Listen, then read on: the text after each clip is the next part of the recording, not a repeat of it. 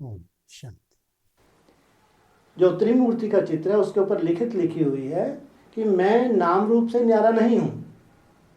इसका मतलब मेरा नाम भी है और रूप भी है, देश भी है और काल भी है। मैं नाम रूप से न्यारा नहीं हूं। मेरा नाम शिव, शिव माना कल्याणकारी स्वरूप, अव्यक्त ज्योतिर्लिंगम, ऐसा मुरली में भी आया है और उस चित्र में भी लिखा हुआ है। अव्यक्त ज्योतिर्लिंगम माना हम भी सब लिंग हैं, कोई लिंग है कोई पुलिंग है। ये हमारे शरीर माना ये लिंग है, या स्त्रीलिंग या पुलिंग। तो मैं भी ज्योतिर्लिंगम माना मेरा भी शरीर है, लेकिन ज्योति का है। मेरा शरीर है अव्यक्त ज्योतिर्लिंगम। तुम्हारे स्थूल शरीर जैसा नहीं है वो, लेकिन अव्यक्त है, ज्योतिर्लिंगम है। तुम्हारा तो हड्डी मांस का पुतला है। तुम्हारे हड्डी मांस के पुतले को कहीं ले जाने के लिए हवाई जहाज की जरूरत चाहिए, टैक्सी की जरूरत चाहिए, ट्रेन की जरूरत चाहिए। लेकिन अव्यक्त ज्योतिर्लिंगम को कहीं भी जाने के लिए 1 सेकंड में कहीं भी पहुंच सकता है, उसके शरीर सहित। वो जो प्रकाश का उसका शरीर है, उस शरीर सहित। त्रिमूर्ति के चित्र में ये पक्का बुद्धि में बैठा देना चाहिए, ये है तुम्हारा बाबा। किस तरफ इशारा करेंगे? किस तरफ इशारा करेंगे? है किस तरफ करेंगे? ब्रह्मा की मूर्ति की ओर, विष्णु की मूर्ति की ओर, शंकर की मूर्ति की तरफ है। अरे यहां आके रुक गए। कौन सी मूर्ति की तरफ इशारा करेंगे?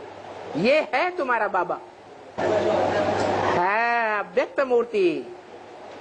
जो मूर्ति भी है और अव्यक्त स्टेज वाली भी है, जिसमें नाक, आंख, कान, इंद्रियां, कर्मेंद्रियां, ज्ञानेंद्रियां दिखाई ही नहीं देती।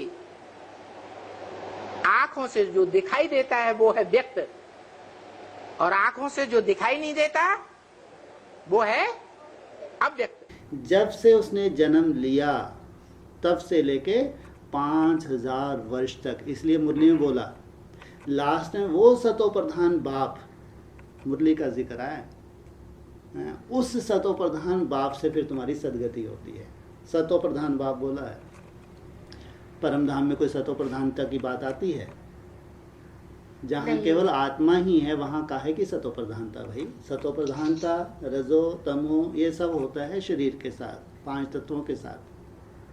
सदा ही सतो प्रधान बाप, मैं सदा ही इस धरा पे हूँ, साकार और निराकार का मेरे शिव बाबा। और फिर एक मुरली में तो यहाँ तक बोल दिया, जो असली तत्व है सत्य का वो गुफा में छिपा हुआ है। याद करते करते सतो प्रधान बन करके अपने सतो प्रधान बाप के पास सतो प्रधान निराकारी दुनिया में चले जाएंगे। ओ थंबला कहो या रचयिता कहो त्रिमूर्ति का, चाहे ब्रह्मा सूक्ष्म वतनवासी बनने जा रहा है उसका भी रचयिता है, चाहे Vishnu no wish at all, wish का नामो निशान ना रहे तो वो रचयिता। देवदेव महादेव उस परम ब्रह्म का स्वरूप बन जाए, ऊंचे ते ऊंचा, तो उसका भी रचयिता वो है अव्यक्त। साथ में क्या लगाया उसको? मूर्तिमान। मूर्ति भी है, 3 मूर्तियां तो संसार में सबको दिखेंगी। वो मूर्ति को कोई देख सकेगा? देख सकता है? पहले पहले तो ये 3 मूर्तियां ही देखती हैं, 3 बस। नहीं तो इतने ऊंचे बन ही नहीं सकते, त्रिदेव बन ही नहीं सकते। संसार में प्रत्यक्ष ही नहीं हो सकते। तो वो है रचयिता, और ये है पहली पहली रचना। कौन? हाँ, ये जो त्रिमूर्ति है ब्रह्मा विष्णु और महादेव, ये है पहली रचना उस अव्यक्त ज्योतिर्लिंगम की। अरे वही जो 4 मूर्तियां रखी हुई हैं, ऊपर लिंग मूर्ति, अव्यक्त मूर्ति और नीचे साकार मूर्तियां रखी हुई हैं या आकारी मूर्तियां रखी हुई हैं, उनकी तरफ इशारा किया और उनमें से सर्वोपरि मूर्ति के तरफ इशारा किया। ये ठहरा वो भगवान, वो एक ही है। तो त्रिमूर्ति का चित्र अगर लें, इस पे देखें तो कहते हैं जब शिव बाप आते हैं तो त्रिमूर्ति के साथ आते हैं। आदि में हमारे पास ये मैटर आया एडवांस नॉलेज में कि 36-37 में जब बाप आए तो त्रिमूर्ति थी। तो त्रिमूर्ति से फिर है कि अंत में जब फाइनल बाप की प्रत्यक्षता हुई तब भी त्रिमूर्ति होगी। अब 3 मूर्ति के हमारे पास एक क्लैरिफिकेशन आया है। 3 मूर्तियों में आदि की जो 3 मूर्तियां हैं वो कहेंगे ब्रह्मा, वैष्णवी, ब्रह्मा माना बड़ी माँ, वैष्णवी और बाप। ये 3 मूर्ति एडवांस पार्टी में हमको बताया। तो ब्रह्मा माना बड़ी माँ जगदम्बा, वैष्णवी कहो या विष्णु देवता कहो, बाबा ने बताया फ्रंट में अगर फीमेल रूप को रखेंगे तो वैष्णु देवी, अगर मेल को रहेंगे तो विष्णु देवता, और तीसरी स्वयं बाप। ये त्रिमूर्ति को हम कहेंगे हमारे एडवांस में सबसे पहली त्रिमूर्ति। फिर हम आज चर्चा करें कि भक्ति मार्ग में जो त्रिमूर्ति है उसमें मेल रूप दिखाते हैं, फीमेल रूप नहीं दिखाते, है ना। तो जरूर मेल रूप से ही फाइनल प्रत्यक्षता संसार में होती है। 3 देवताएं त्रिदेव परम पवित्र माने जाते हैं, ब्रह्मा, विष्णु, शंकर। तीनों का रूप पुरुष रूप में है या स्त्री रूप में पूजा जाता है, मुख्य पुरुष रूप में। और ये कौन से युग की यादगार हैं तीनों देवताएं? है संगम युग की यादगार है। तो मुरलियों में ये इशारे दिए हैं कि मुरली में बोला है पहले होती है स्थापना, फिर होता है विनाश, फिर होती है पालना। ये क्रम गलत है। जैसे भक्ति मार्ग में कहते हैं स्थापना, पालना, विनाश, बाबा ने ये गलत है। वास्तव में कहना चाहिए पहले स्थापना ब्रह्मा के द्वारा, फिर शंकर के द्वारा विनाश और फिर विष्णु के द्वारा पालना। तो उस वक्त मोटी बुद्धि के हिसाब से ब्रह्मा कुमारी को ये लगता है कि पहले स्थापना हो गई, ब्रह्मा बाबा है तो थ्रू आउट वर्ल्ड लेवल पे स्थापना हो गई, उसके बाद विनाश होगा पूरी सृष्टि का। तो जैसे कि शंकर के द्वारा विनाश हो जाए फिर नई दुनिया आएगी, सतयुग आएगा, जैसे कि विष्णु के द्वारा पालना। एक बहुत मोटा रूप। लेकिन बाबा ने बताया ये तो बाबा जो भी बोले तो सब संगम युग की ही यादगार है। तो संगम युग पे हमारे पास जो संगम आया, सबसे पहले संगम, सबसे बड़ा संगम जो है ज्यादा से ज्यादा कितने वर्ष का है? बड़े से बड़ा 100। ऐसे संगम युग 40 का भी बताया, 50 का भी बताया, 60 का भी बताया है। गीता खंड में 70 का, 80 का भी बताया, 100 का भी, माना 100 मैक्सिमम। तो अगर संगम युग 100 वर्ष का है तो निश्चित रूप से 3 मूर्तियों का भी 100 वर्ष में अपना अपना टाइम पीरियड है और अपना अपना पार्ट प्ले करती है। जैसे बाबा कहते हैं जब एक शेर होता है तो जब तक वो शेर अपनी गर्जना करता है दूसरा ना आ जाए तब तक पहला अपना पार्ट प्ले करता है, फिर एक शेर चला जाता है तो दूसरा आ जाता है। ऐसे क्रम बाई क्रम पार्ट चलता है। 36-37 में दादा लेखराज को जो भी साक्षात्कार हुए उसमें कि वो कोई स्थापना नहीं हुई, भक्ति मार्ग की शूटिंग जरूर हुई, लेकिन उनके हाथ में कहेंगे जो हैंडलिंग आई है या जो टाइटल मिला है वो 47 के बाद लिखा गया ब्रह्मा कुमारी ईश्वरीय विश्वविद्यालय। तो उस वक्त ब्रह्मा का टाइटल भी मिल गया दादा लेखराज को। तो वहां से ब्रह्मा कुमारी आश्रम की शुरुआत हुई है। वहां से 51-52 में भारत में आ गए। 51-52 से लेके 69 तक लगभग 18 वर्ष जैसे कि ब्रह्मा के द्वारा, ब्रह्मा माना बड़ी माँ के द्वारा ज्ञान दूध पिलाया गया। ज्ञान का बीजारोपण तो बाप ने आदि में कर दिया, ब्रह्मा के हाथ में सत्ता आने से पहले तो जरूर बाप ने बीजारोपण किया आदि में 36-37 के आसपास। बीजारोपण तो हो गया, माना हमको जन्म तो मिल गया। अब जन्म मिल गया बच्चों को, अब पालना भी तो चाहिए। तो ब्रह्मा माना बड़ी माँ, परमात्मा शिव ने ब्रह्मा के द्वारा हमको ज्ञान दूध पिलाया, जैसे कि बच्चों को बड़ा किया। तो 18 वर्ष ज्ञान दूध पिलाने के बाद लेकिन वर्षा किसी को नहीं मिला। बच्चे बड़े तो हो गए लेकिन वर्षा का अधिकारी कोई बच्चा नहीं बना। क्यों?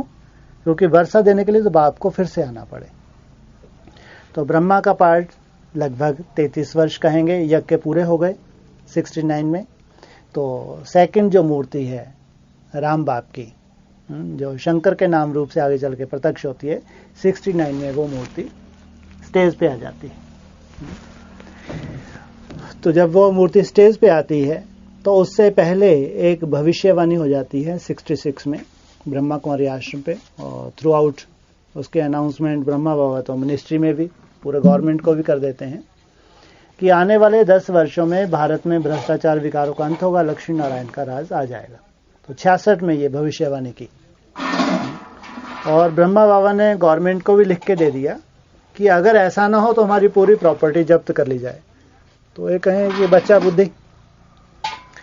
तो उनको तो ये विश्वास था कि जैसे ही 76 में 100 वर्ष पूरे होंगे तो मेरा मृत्यु लोक खत्म हो जाएगा, तो मेरे को अमरलोक में जाना है।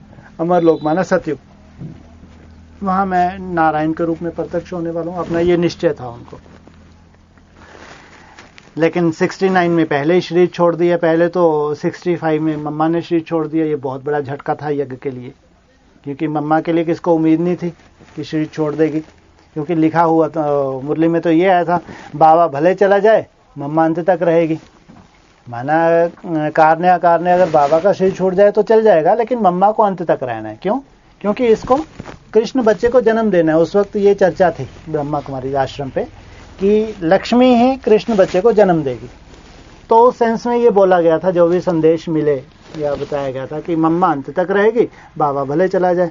तो एक झटका तो बहुत बड़ा 24 जून 65 को ही लगा जब ओम राधा ने शरीर छोड़ दिया।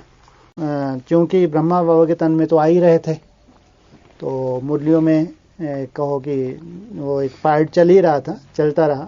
लेकिन 69 में जैसे ब्रह्मा बाबा ने शरीर छोड़ दिया तो एक बहुत बड़ा एक अटैक हो गया। जिनको 100 वर्ष पूरे होने थे, 100 वर्ष में इनका मृत्यु लोक खत्म होना था, उनका तो मृत्यु लोक 69 में खत्म हो गया। तो ऐसा कुल मिला के अव्यक्तवाणियों ने फिर उसी यज्ञ को संभाला। तो राम बाप जब 69 में आए तो ये कहेंगे कि 69 से लेकर 76 तक, 75-76 ये उनका एक गर्भ काल है। ये लगभग 6-7 लगभग साल कहो, या लगभग इसको बाबा ने बेहद में 6 मास भी कहा है, जैसे गर्भ काल है। तो उस गर्भ काल में जैसे कि वो आत्मा पकती है। एक तो जो सबसे बड़ी सहयोगिनी शक्ति बनी आदि में वेदंती बहन, जिसने बाबा को एक बहुत मैटर दिया मनन चिंतन के लिए। फिर सेल्फ रियलाइजेशन कहो, बाबा को जो भी अनुभूतियां योग में हुई, या मुरली के जो ऐसे पॉइंट जो विद प्रूफ बाबा को एक तरह से एक निश्चय बुद्धि बनाते थे। जैसे कहो 67 में आया, जो आदि में शरीर छोड़ के गए हैं, कोई 20 कोई 25 वर्ष के होंगे। अब 20 और 25 वर्ष के और भी बहुत ब्रह्मा कुमार कुमारी होंगे, लेकिन बाप के ऊपर भी लागू होता था और छोटी माँ के ऊपर भी लागू होता था। और छोटी माँ के लिए कहीं ना कहीं इंडिकेशन मिले हुए थे लक्ष्मी के हिसाब से, और बाप को अपना रियलाइजेशन भी ये पॉइंट, या फिर फरुखाबाद के जो पॉइंट हैं ढेर के ढेर। ऐसे तो इंडिया में कितनी स्टेट ही ढेर सारी हैं, सिटी की बात तो छोड़ो, और फरुखाबाद तो एक सिटी है, डिस्ट्रिक्ट लेवल पे कह लो। ऐसे डिस्ट्रिक्ट लेवल तो ढेर के ढेर सिटी हैं। तो खास उसी का नाम क्यों लिया गया?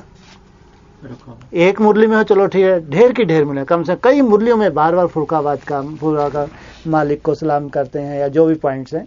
तो वो एक कहो कि एक मंथन का ऐसा एक मैटर था जो एक बहुत ही बाप को सूक्ष्मता में ले जाता है। इधर बाप योग बल और ज्ञान बल, इधर बाप सूक्ष्मता में जा रहे हैं, तो उधर अव्यक्तवाणियों में बार बार इशारे मिल रहे हैं। जैसे 74 में बोला, अभी 2 साल बाकी हैं, 1 साल कहेंगे तो जैसे कि विनाश को पा जाएंगे, हैं? ना सॉरी 3 साल कहेंगे जैसे कि विनाश को पा जाएंगे। तो माना 2 साल, 1 साल हो सकता है लेकिन 3 साल नहीं होंगे। माना ये इशारा दे रहे हैं ब्रह्मा कुमारी को कि 76 में विनाश होना ही है, 77 नहीं। फिर 75 में 1 साल का इशारा दिया, जो 2 साल कहेंगे जैसे कि विनाश को पा जाएंगे। माना अव्यक्त वाणियों में ईयर भी कम करते जा रहे हैं ताकि ये निश्चय बुद्धि जो बने 100% निश्चय बुद्धि रहे कि 76 में ऐसा होना ही है। उसके जस्ट अपोजिट क्या हो रहा था, वो जो पर्सनैलिटी थी, जैसे कि उसको एक टारगेट मिलता जा रहा था कि जैसे अब मेरे को 2 साल बचे हैं, अब मेरे को जैसे 1 साल बचा है, वो अपनी स्पीड इंटरनल बढ़ा रही थी वो आत्मा, क्योंकि वो आत्मा निश्चय बुद्धि होती जा रही थी ज्ञान और योग बल के आधार से। तो जैसे जैसे 76 आया तो वो आत्मा पूरी तरह से जैसे कि निश्चय बुद्धि बन जाती है, आप मुए मर गई दुनिया।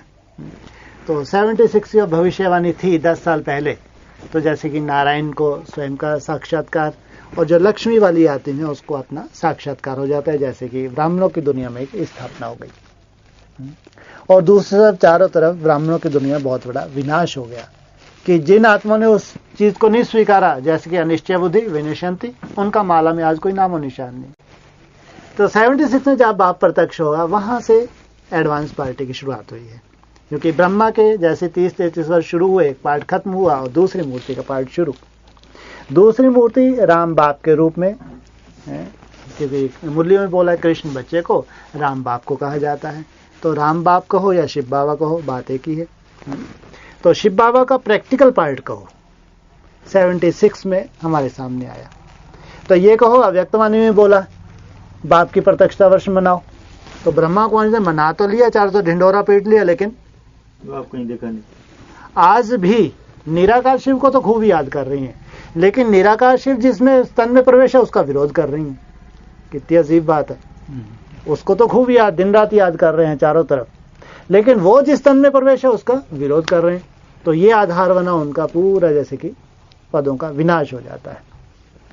तो 76 से कहें हमारे सामने प्रैक्टिकल पढ़ाई की शुरुआत, क्योंकि अब प्रैक्टिकल बाप है। तो उस मूर्ति से फिर जस्ट जैसे 30-33 वर्ष उस मूर्ति के पूरे होते हैं, तो जो नेक्स्ट मूर्ति है तो उसको भी स्टेज पे आना चाहिए। तो बाबा से जैसे कई बार क्वेश्चन किया कि बाबा जैसे तीसरी मूर्ति आती है तो क्या बाप की मूर्ति गुप्त हो जाती है या अव्यक्त हो जाती है? तो बाबा ने बोला जब दूसरी मूर्ति का पार्ट चला तो ब्रह्मा की मूर्ति अभी अव्यक्त रूप से सहयोगी है या नहीं है? जब ब्रह्मा की मूर्ति अभी भी पार्ट भी जा रही है तो ये शंकर की मूर्ति कहाँ जाएगी? तीसरी चौथी मूर्ति अगर पार्ट भी जाती है तो बाप का पार्ट तो एज ए बैकबोन के रूप में साथ में है ही, लेकिन स्टेज की बात है, अपने अपनी स्टेज पे अपने अपना एक निश्चित समय होता है। फिर प्रश्न पूछा कि बाबा तीसरी मूर्ति कब तक आ जाएगी? तो बाबा ने बताया कि जैसे ब्रह्मा का टाइटल मिलने के लिए कम से कम 16 साल 14 से 16 साल लग गए, तब जाके उसको निश्चय हुआ अपने आप पे, तो ब्रह्मा कुमारी विश्वविद्यालय लिखा गया। तो उससे आधा समय लगता है नेक्स्ट मूर्ति के लिए, कम से कम 7-8 वर्ष लग जाते हैं, तो वहां उस रूप से प्रत्यक्ष होती है। जो तीसरी मूर्ति है उसको कम से कम आधा समय तो लगेगा, 3.5-4 साल बाद बताए। तो 5 से लेके लगभग 8-9 तक तीसरी मूर्ति के लिए बाबा ने एडवांस में इशारा दे दिया था, एडवांस में कि ये 3-4 साल में तीसरी मूर्ति प्रत्यक्ष हो जाएगी। ब्रह्मा के 30-33 साल तो जब उन्होंने शरीर छोड़ा था 68-69 में 18 जनवरी को, तभी 33 साल पूरे हो गए।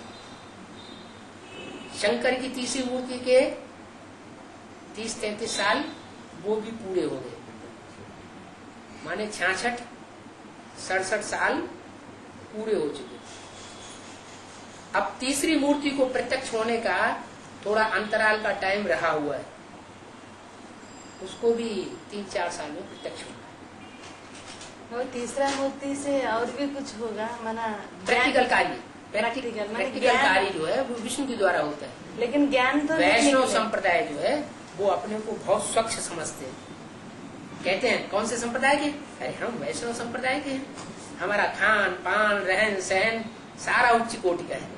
जो शंकर के थ्रू ज्ञान का बीज चारों तरफ सारी दुनिया में फैलाया जा रहा, हाँ। उसका प्रैक्टिकल करेगा, प्रैक्टिकल स्वरूप, लेकिन उससे अलग ज्ञान नहीं रहेगा ना। नहीं, ज्ञान तो वो ही रहेगा, अच्छा, लेकिन उसमें शुद्धता ज्यादा होगी, मिक्सचरिटी नहीं होगी मनमत की। कि वहाँ पहली मूर्ति 14 साल में प्रत्यक्ष हुई, यहाँ दूसरी मूर्ति 7 साल में प्रत्यक्ष हुई, तो अभी तीसरी मूर्ति 3-4 साल में प्रत्यक्ष हो जाएगी। वो भी सबके सामने थोड़ी प्रत्यक्ष हो जाएगी एक साथ ना। जो विष्णुकुल के बनने वाले होंगे, जो रुद्रमाला के मण के विजय माला में ऐड होने वाले होंगे, उनके सामने पहले प्रत्यक्षता होगी। तो ये भी जो ये चित्र है हमारे पास, त्रिमूर्ति का चित्र है ना, उसमें जो बीच में विष्णु बताया है, उसमें विष्णु के 2 रूप बताए हैं लक्ष्मी नारायण, एक नहीं। कितने रूप हैं? 2 रूप। 2 रूप में कितने आत्माएं हो गई? लिखा हुआ है वहां पे, हाँ 4। लक्ष्मी नारायण, राम और सीता। विष्णु लक्ष्मी नारायण के 2 रूप को कहा जाता है। इसका मतलब ये हुआ कि 4 आत्माओं के स्वभाव संस्कार का कॉम्बिनेशन विष्णु है। लक्ष्मी नारायण और राम सीता, है ना।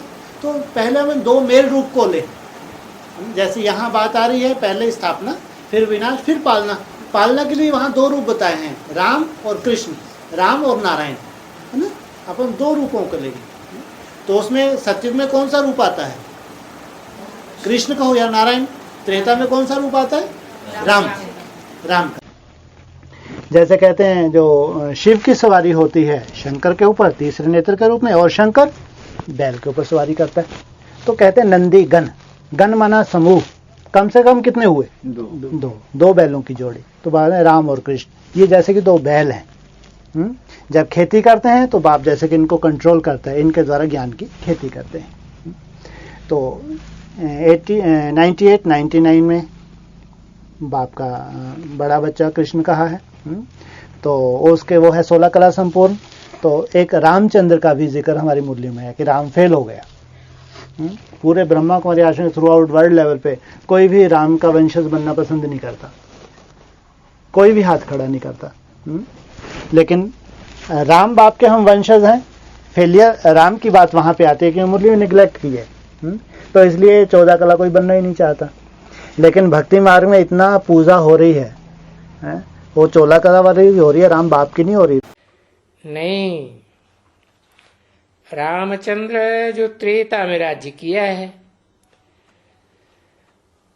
वो भी तो समझ की बात है ना। भला क्यों त्रेता में? तो बरोबर 2 कला कम हो गई। सत्युग में तो 16 कला संपूर्ण होते हैं। ये भी बुद्धि बच्चों की बुद्धि में है कि बरोबर रामचंद्र 2 कला कमती कलाया जाता है, और शास्त्रों में भी ऐसे ही कहते हैं। चढ़ती कला तेरे बहाने सर्व का भोला। एक के पतित बनने से सब पतित बन जाते हैं, एक के पावन बनने से सब पावन बन जाते हैं। तो कौन सी आत्मा है जो पहले पहले पावन बनती है? कृष्ण वाली आत्मा पावन बनती है। फिर किसका नंबर लगेगा? है? दूसरा नंबर किसका होगा? है? राम का, है ना।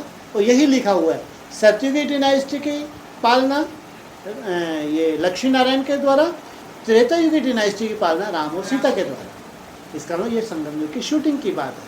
तो अब पहले सत्युगी शूटिंग में जो आने वाली आत्मा है वो बड़ी हो गई, त्रेता युगी आत्मा छोटी हो गई, है ना, ज्ञान में भी। तो सबसे पहले जैसे 30 वर्ष पूरे हुए, तो नारायण का हो कृष्ण का हो, तो उसका गर्भ काल खत्म हो। 30 वर्ष 99 में पूरे हो गए, और 33 वर्ष 2002 में पूरे हो गए। तो जो दूसरी मूर्ति है नारायण का रूप धारण करने वाली, उसका भी गर्भ काल खत्म हो जाना चाहिए 2002 में। माना वो भी ब्रह्मा कुमारी आश्रम पे पालना लेने के बाद किसकी गोद में आ जानी चाहिए? बाप की गोद में आ जानी चाहिए। 33 वर्ष जैसे कि पूरे हो गए। माना ये जो 2 मूर्ति हैं आगे चल के प्रैक्टिकल पार्ट भी आने वाली, इनका गर्भ काल खत्म हो गया। बाप की गोद में बच्चे आ गए, अब कौन संभालेगा? माँ तो पर्दे के पीछे चली गई, कौन संभालेगा? बाप संभालेगा। माँ अगर पर्दे के पीछे चली गई, घूंघट में चली गई, तो कौन संभालेगा? संभालना पड़ेगा बाप को। फिर बाप पालना देता है। बाप की पालना तो ज्ञान की पालना है, तो इस पालना में बाबा पालता है। उनका चित्र बनाओ जो प्रैक्टिकल में संगम युग में कृष्ण है। संगम युग का कृष्ण और सतयुग का कृष्ण, उन दोनों में अंतर है या नहीं है? है? क्या अंतर है? कृष्ण है। अरे चित्र भी तो देख लो, चित्र आजकल बनाए हैं, पहले ये चित्र नहीं होते थे। अभी चित्र बनाए हैं, बुढ़ा बैठा है, उसकी गोद में कृष्ण बच्चा बैठा है। वो दोनों आत्माएं कौन हैं? बाप दादा। तो वेद के हिसाब से देखें तो जो चित्रकार ने चित्र तैयार किया बुढ़े की गोद में, और उस बुढ़े की स्टेज देखो कैसी स्टेज है, एकदम निराकारी स्टेज। बाप तो कहते हैं कि मैं अष्ट देवों को सन्मुख जन्म देता हूँ। माना सन्मुख तो ऐसे होता है, केवल मुरली से ही सुना दिया या फोन से वो सन्मुख नहीं कहेंगे। तो जरूर वो आत्मा जब 4 अवस्थाओं से गुजर जाती है तो 2004 में बाबा ने बोला परिवर्तन परिवर्तन महान परिवर्तन। तो इसका मतलब तो ये 4 अवस्थाओं की शूटिंग के बाद कोई ऐसा अनुभव हो या ऐसा कोई पोता मेल हो जो बाप के सन्मुख जाए, जिसकी बाप को इंतजार हो, और बाप लगभग 2003 लास्ट में अनाउंस हुआ है अष्टदेवों का। 2004 में बोला परिवर्तन परिवर्तन महान परिवर्तन। सब सेंटरों से आवाज आवे कि महान परिवर्तन हुआ। फिर गीत गाएंगे परिवर्तन परिवर्तन है। कौन से वर्ष में?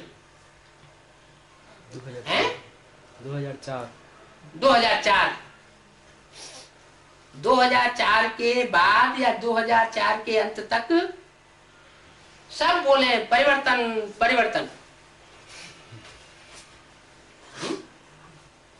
बाप दादा ने स्थापना, विनाश और ये पालना, ये जो 3 कार्य कराने के लिए जो 3 पार्टियां अभी प्रत्यक्ष की हैं एडवांस पार्टी में, एक प्लानिंग पार्टी, दूसरी इंस्पिरेटिंग पार्टी और तीसरी प्रैक्टिकल पार्टी। प्रैक्टिकल से ही परिवर्तन होगा। तो बहुत बड़ा परिवर्तन माना है एडवांस पार्टी में। बाप मानता है कि एडवांस पार्टी में बहुत बड़ा परिवर्तन हुआ। बहुत बड़ा परिवर्तन तो ये भी एक परिवर्तन कहेंगे कि नेक्स्ट जो मूर्ति स्टेज पे आने वाली हैं, जिसको हमने बताया कम से कम 2 मूर्तियां, 2 बैलों की जोड़ी। अगर उन 2 बैलों को अपना रियलाइजेशन हो जाता है, सेल्फ रियलाइजेशन, खुद का अगर अनुभूति हो जाती है, अपने पार्ट की अनुभूति, भी बहुत बड़ा परिवर्तन है। कि जब तक हमको खुद का ही अपना ही रियलाइजेशन नहीं है, अपने पार्ट का ही रियलाइज, तो प्रैक्टिकल स्टेज पे भी हम वैसा एक्ट नहीं कर सकते। तो 2004 में जो मूर्ति हैं, उससे पहले 99 में और 2002 में जो बाप की बन जाती हैं, तो 2004 के आसपास उनको अपना रियलाइजेशन हो जाता है। तो जैसे कि रियलाइजेशन भी हो तो फिर वहां से क्या बोला, जो नई दुनिया की सौगात तुम बच्चों को दी है, दी किसने है? तुम बच्चों को। देने वाला कौन? स्वयं बाप। तो कह रहे नई दुनिया की सौगात जो तुम बच्चों को दी है, आना जाना करते हो ना, तो जरूर वो आपस में मिलते भी होंगे और आना जाना भी करते होंगे, मिलते होंगे और अपने अनुभव भी एक दूसरे को शेयर करते होंगे। हमको मन बुद्धि के क्या साक्षात्कार हो रहे हैं। अगर दूसरी आत्मा मान लो मन बुद्धि से कमजोर है, प्योरिटी है, तो उसको स्वप्न के साक्षात्कार भी हो सकते हैं, या कोई ऐसी अव्यक्त आत्मा भी उसको रियलाइजेशन के लिए निमित्त बन सकती है। तो जब आना जाना करेंगे तो बहुत कुछ अनुभव शेयर करेंगे तो और निश्चय बुद्धि बनेंगे। तो इसलिए बोला 2004 के लिए परिवर्तन परिवर्तन महान परिवर्तन। एडवांस पार्टी में बहुत बड़ा जैसे कि परिवर्तन हुआ। तो जितना ही अति पुराना लास्ट जन्म है, उतना ही नया पहला जन्म कितना सुंदर है। ये श्याम और वो है सुंदर। जो 2003 तक जो चला वो क्या है? 2003 तक चलने वाला श्याम पार्ट। और आगे जो आने वाला है नया जन्म वो क्या होगा? है सुंदर पार्ट। तो दोनों को मिला के क्या कह दिया है? श्याम सुंदर। कोई का गायन है श्याम सुंदर का? है कृष्ण का गायन है। कहते हैं कृष्ण श्याम भी था और सुंदर भी था। अब 76 से चलेंगे। 76 से 30 वर्ष कब पूरे होते हैं? 2006 में। 2006 में वो ब्रह्मा कुमारी आश्रम पे अनाउंसमेंट कर दी पूरे कृष्ण का जन्म 2007 2006 लास्ट में एक बहुत बड़ा एडवांस पार्टी में चेंज कर दिया बाबा ने मुरलियों में। वो चेंज ये किया, पूरी एडवांस पार्टी को ये उम्मीद थी कि जो कृष्ण का जन्म होगा 18 में वो हद में जन्म होगा। पहले ऐसा अनाउंसमेंट थी कि दादा लेखराज का जन्म 18 में होगा, लेकिन 2006 लास्ट और 7 में ये चेंज किया कि हद में जन्म नहीं होगा, बेहद में प्रत्यक्षता रूपी जन्म होगा। ये अचानक चेंज हुआ 2006-7 में, उससे पहले ऐसा कुछ नहीं था। कृष्ण की आत्मा 18-19 में कौन सा जन्म ले लेगी? है आत्मा की प्रत्यक्षता रूपी जन्म लेगी या शरीर का जन्म लेगी? शरीर का जन्म लेगी। फिर जो कृष्ण की प्रत्यक्षता 18 में होनी है वो कृष्ण संगम की कृष्ण होगा या सतयुग का कृष्ण होगा? है अरे संगम युग का कृष्ण होगा तो उसके साथ कंस भी होगा। बाबा फिर ये दादा लेखराज की पर्सनालिटी कब जन्म लेगी? जब सतयुग होगा तब पर्सनालिटी जन्म लेगी। युग कब होगा? 2036 उसके बाद ही होगा। 2018 का मतलब ये थोड़ा ही कि बाबा ने हद में बोला। जो बेहद के बच्चे हैं वो बेहद की बात उठाएंगे, हद की दुनिया में बुद्धि लगाए रहने वाले हद की बात उठाएंगे। हद का अर्थ ये है कि प्रत्यक्षता माना सबके सामने पता लग जाए। जैसे बच्चा जन्म लेता है तो घर परिवार वालों को, गांव वालों को पता लगता है ना, प्रत्यक्ष हो जाता है ना। पहले गुप्त था, गर्भ में था, फिर बाहर आया तो प्रत्यक्ष हो गया। तो ऐसे ही ब्राह्मणों की संगम युगी दुनिया में संगम युगी प्रश्न कृष्ण का पार्ट कौन सा है वो प्रत्यक्ष हो जाए। 98 में किसकी प्रत्यक्षता हुई?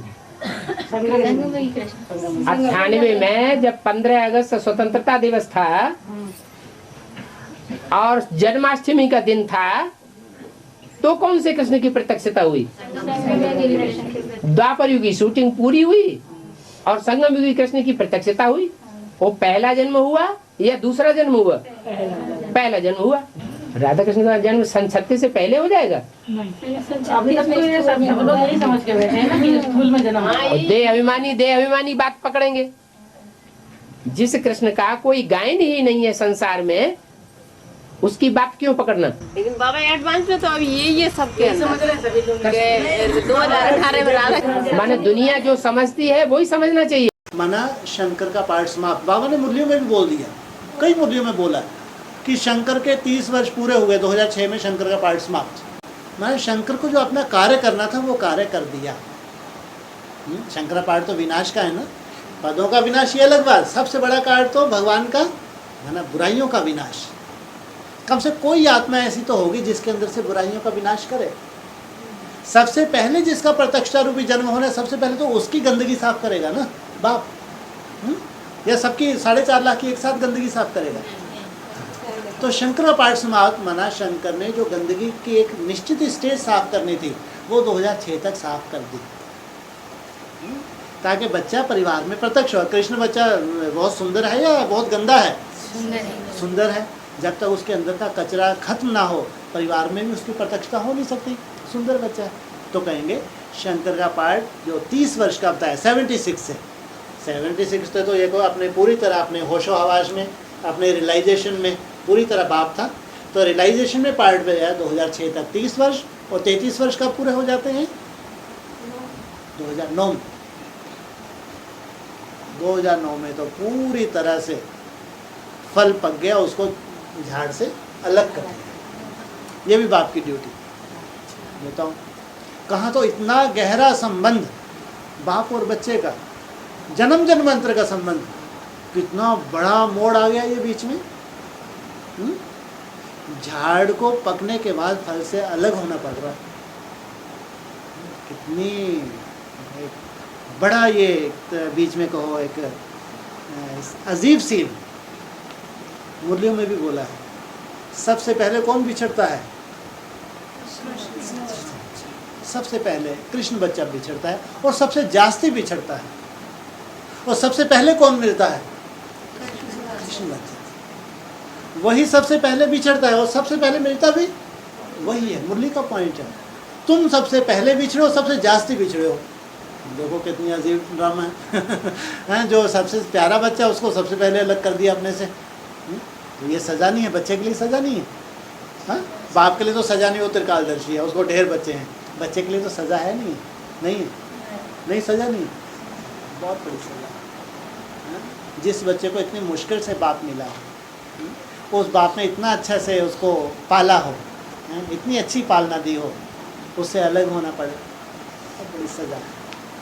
लेकिन सजा इसलिए महसूस नहीं होती कि बाप ऐसी पालना देता है। जिसको तुम भगवान कहते हो वह तो सतयुग का फर्स्ट प्रिंस है। पहले पहले मेरे से विदाई लेकर आया था सतयुग का प्रिंस बनने के लिए।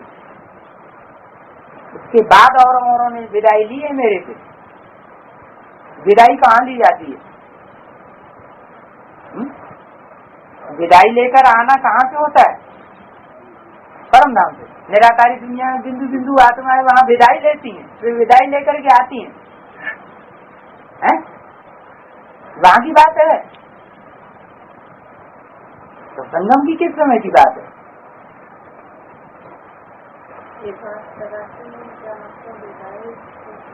प्रजापिता से पहले बिछुड़ने वाली कोई तो आत्मा होगी। प्रजापिता ही परमात्मा का स्वरूप हुआ। श्री कृष्ण की इतनी महिमा है, उनका बाप ही तो होगा ना, उनको जन्म देने वाला कोई तो होगा कि बिना बाप के स्वर्ग में पहुंच गया, ऊपर से टपक पड़ा परम धाम से सीधा ही है? जैसा बाप वैसा बच्चा। कृष्ण के बाप की महिमा कहाँ गई? तो ये कौन से कृष्ण की बात हुई? सतयुग के कृष्ण की बात हुई, सत्य के कृष्ण की बात हुई। महिमा कौन से कृष्ण की होती है? सत्य के कृष्ण की होती है शास्त्रों में, या संगम युग में जो कृष्ण की आत्मा पार्ट बजाती है शरीर धारण करके, उसकी महिमा होती है? सत्य व त्रेता की तो शास्त्रों में कोई हिस्ट्री है ही नहीं। उसके लिए कहा कृष्ण का बाप भी तो होगा ना। बाप मान जन्म देने वाला। यहाँ जन्म कैसा है? यहाँ प्रत्यक्षता रूपी जन्म होता है। तो संगम युगी कृष्ण को प्रत्यक्ष करने वाली कोई तो आत्मा होगी जो ब्राह्मणों की दुनिया में और बाहर की दुनिया में पहले पहले बाप को कृष्ण को प्रत्यक्ष करे। जैसा बाप वैसा बच्चा। से वो जब फल पक जाता है 3.5-4 वर्ष में, जैसे कि उसको पेट से डिटैच कर दिया जाता है कि अब उसमें जो बीज है उस बीज से नई ग्रोथ होनी है। तो जैसे ही फल को अलग किया, डिटैच हुआ, 9 के बाद शूटिंग पीरियड भी 3.5-4 वर्ष भी पूरे हो जाते हैं। और तीसरी मूर्ति का जो बाबा ने इशारा दिया था अपने ही ग्रुप में, वो आत्मा प्रत्यक्ष होती है। तो जैसे कि कहेंगे तीसरी मूर्ति का प्रैक्टिकल रूप, लेकिन तीसरी मूर्ति का प्रैक्टिकल रूप इसको भी गर्भ काल में कहेंगे, क्योंकि बाबा ने बताया 18 कि 2018 है, वो है बाप और बच्चे की प्रत्यक्षता। ब्रह्मा अपनी संपन्न स्टेज को धारण करती है 18 में, संपूर्ण बीज रूप अवस्था को। और ब्रह्मा के भी 2 रूप हैं, एक प्रजापिता ब्रह्मा और एक ब्रह्मा। तो जैसे हमने कहा आदि में, जैसे दूसरी मूर्ति के जब 30-33 वर्ष पूरे हो जाते हैं तो 2 रूप ब्रह्मा और प्रजापिता ब्रह्मा स्टेज पे आते हैं। ये कहो, या उसको राम और कृष्ण भी कह सकते हैं, या ब्रह्मा और प्रजापिता ब्रह्मा भी कहो, बात एक ही है, वो 2 बैलों की जोड़ी भी है। तो 18 के आसपास तो वो आत्माएं अपनी एक निश्चय बुद्धि बनने की स्टेज को प्राप्त करती है। तो ये कहेंगे कि वहां से जब तक उन 4 भुजाओं के 4 भुजाओं में केवल 2 ही नहीं है, 4 भुजाओं में बताया लक्ष्मी नारायण राम और सीता। जब तक इन 4 भुजाओं के संस्कार 100% आपस में ना मिले तब तक नहीं कहेंगे कि तीसरी मूर्ति का पाठ शुरू। तो विष्णु का पाठ तब कहेंगे जब ये 4 भुजाएं 100% संपूर्ण प्योरिटी को धारण कर लें, वहां से कहेंगे जैसे कि सतयुग या कहो तीसरी मूर्ति का काम शुरू। तो ये 30 से 33 वर्ष लगते हैं एक मूर्ति को, जैसे ब्रह्मा की मूर्ति, नेक्स्ट शंकर की मूर्ति। तो उन्होंने अपना जो तीसरी मूर्ति है वो गर्भकाल उसका 18 में खत्म हो जाता है, जैसे कि वहां से प्रैक्टिकल पार्ट शुरू होता है। तो 3 मूर्तियों को संगम युग पे ऐसे 3 पार्ट चलते हैं।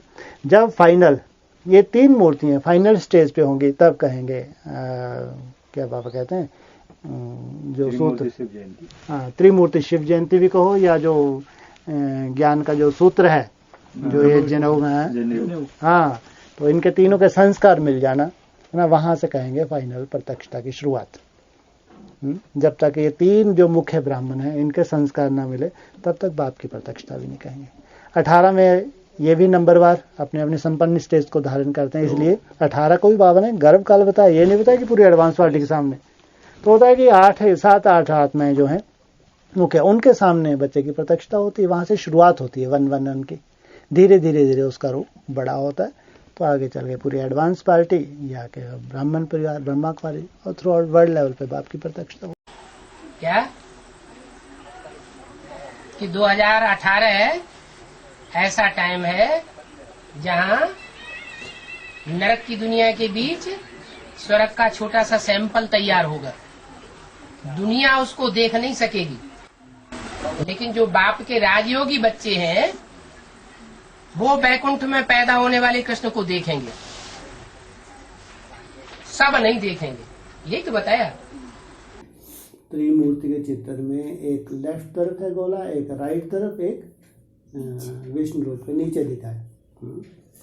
जो राइट तरफ गोला है वो है स्थापना वाला, तो उसमें 8 दिखाए हैं। उसको कहें 4 सूर्यवंशी, 4 चंद्रवंशी, जिनको बाबा ने अष्टदेव बोला है। वो सदा ही स्थापनाकारी हैं। मुरली में बोला जो स्थापना करते हैं वो पालना भी करते हैं। तो वो तो मुरली के हिसाब से उनको उठाया राइट तरफ। और लेफ्ट तरफ दिखाया है विनाशकारी। लेफ्टिस्ट धर्म विनाश के ही निमित्त बनते हैं। जो राइटियस हैं इनके अपने संस्कार हैं, एक स्थापना कर एक पालना। जो स्थापना करते हैं वो पालना, एक स्थापना करी एक विनाशकारी। जो स्थापना करते हैं वो पालना भी करते हैं। नीचे गोला दिखाया है पालना का, वो है पालना असली। ये प्रैक्टिकल अपने जीवन में धारण करके अपने अनुभव से पालना करना। पालना कोई सुनने सुनाने से नहीं होती है कि हमने बहुत अच्छा भाषण करना शुरू कर दिया, बहुत अच्छा ज्ञान बगार लिया, वो पालना नहीं है। यहाँ पालना प्रैक्टिकल माना अपने जीवन में जो धारण किया उनको भी लगे ये हम भी कर सकते हैं, ऐसा असंभव ना लगे कैसे हो सकता है। तो इसका मतलब आपने भी नीचे से नीचे कमजोरी को भी अनुभव किया होगा, व्यर्थ के तूफानों को अनुभव किया होगा, नेगेटिविटी को अनुभव किया होगा, फिर कैसे कैसे आप उभरे वो भी आपने अनुभव किया। तो ये है अनुभव। जब आप सच्चा अनुभव जब आत्मा सुनाते तो उनमें खुशी की लहर दौड़ती है। तो ये है प्रैक्टिकल पार्टी के द्वारा पालना का कर्तव्य जो सबसे वंडरफुल है। इसलिए कहा है प्रैक्टिकल पार्टी। आज पूरी एडवांस पार्टी किनको देखना चाहती है? प्रैक्टिकल। बाबा ने इतनी महिमा की है बात मत पूछो। प्रैक्टिकल पार्टी ही आगे चल के प्रैक्टिकल स्वर्ग के लिए निमित्त बनती है। यहाँ स्वर्ग माना स्व स्थिति में गए, वो धारणाओं की परफेक्शन आ गई, उसको कहेंगे स्व स्थिति। तो प्रैक्टिकल पार्टी को अभी 10 साल का टाइम दे दिया। एक भी पावरफुल ग्रुप तैयार होने के बाद 1-2 को खींचते हुए 108 की माला का संगठन एक हो जाएगा। पहली बार ओम मंडली से क्या नाम पड़ा है? ब्रह्मा कुमारी विद्यालय। फिर क्या नाम पड़ा? आध्यात्मिक विश्वविद्यालय। और शास्त्रों में लिखा है 3 बार ब्रह्मा ने ब्राह्मणों की सृष्टि रची, 3 बार बिगाड़ दी, समझ में नहीं आई, पसंद ही नहीं आई। तो अभी वो ही टाइम आ गया क्या जो इशारा दे दिया तुम बच्चों को तमो प्रधान से सतो प्रधान बनने में 40 से 50 वर्ष लगते हैं। 40 वर्ष लगते हैं का मतलब है कोई बच्चों का संगठन नया तैयार होता है 40 वर्ष पूरे होने पर छोटी सी राजधानी तैयार होती है। तो जो छोटी राजधानी स्थापन होगी क्या होगा है पर्दा डाल दिया जाएगा।